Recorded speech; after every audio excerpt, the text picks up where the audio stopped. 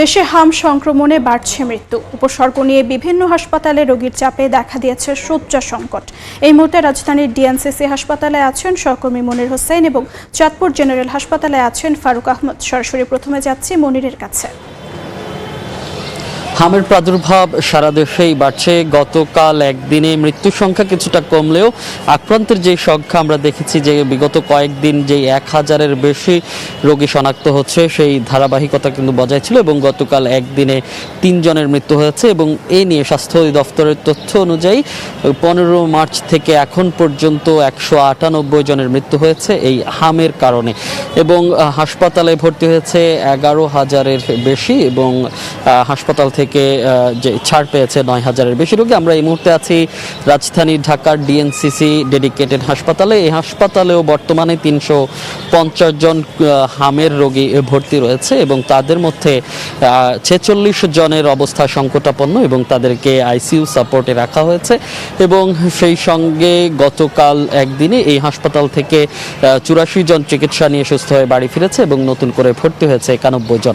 চিকিৎসকরা বলছেন এখনও যারা হাসপাতালে ভর্তি আছে যেসব শিশু, বিশেষ করে 2 বছরের কম বয়সী শিশুরা, তাদেরই ঝুঁকি বেশি এবং তারাই বেশি আক্রান্ত হচ্ছে এবং শনাক্তের যেই হার সেটিও কিন্তু এই বয়সের মধ্যেই হচ্ছে এবং যেই আশঙ্কাজনক অবস্থায় যাচ্ছে তাদেরই বেশি হচ্ছে। বিশেষ করে যারা পুষ্টিহীনতায় ভুগছে, অর্থাৎ যাদের অপুষ্টি রয়েছে এবং শরীরের কোমরবিটি অর্থাৎ পার্শ্ব রোগ যেগুলো আছে, বিশেষ করে নিউমোনিয়া, চোখের সংক্রমণ এবং হার্টের ছিদ্র, এই ধরনের যেসব রোগ রয়েছে যেসব শিশুদের, সেই শিশুরাই কিন্তু বেশি ঝুঁকিপূর্ণ অবস্থায় রয়েছে।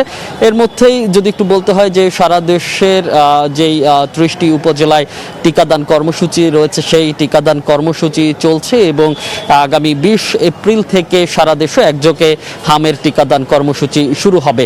তো এই ছিল রাজধানী থেকে হামের প্রাদুর্ভাবের সবশেষ তথ্য। আমরা যেতে চাই চাঁদপুরে আছেন সহকর্মী ফারুক আহমদ।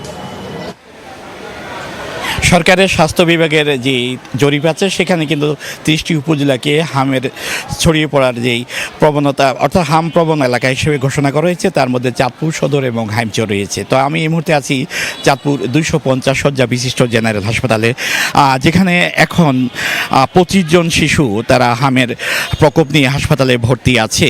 তার মধ্যে গত 24 ঘন্টায় আমরা যদি হিসাব করি সেখানে 13 জন সুস্থতা নিয়ে বাড়ি ফিরেছে। চাঁদপুরের হাইমচর এবং এই যে সদর উপজেলাটি আছে, আসলে সেখানে মূলত এখন এই যে হামের যে গত 1 তারিখ থেকে 20 তারিখ পর্যন্ত 73,000 শিশুকে হামের টিকা দেওয়ার যে কার্যক্রম ছিল সেটি বলা যেতে পারে যে এখন শেষের দিকে।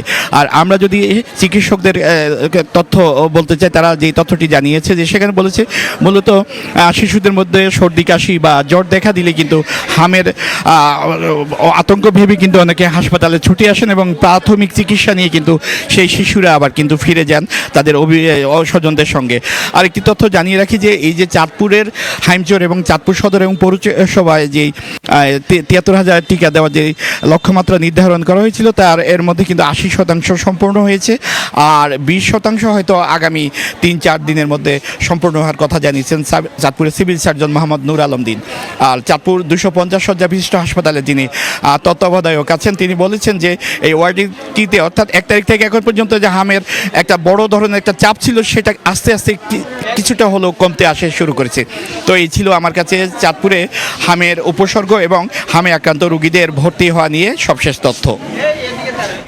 যুক্ত ছিলাম রাজধানীর ডিএনসিসি হাসপাতাল এবং চাঁদপুর জেনারেল হাসপাতালে।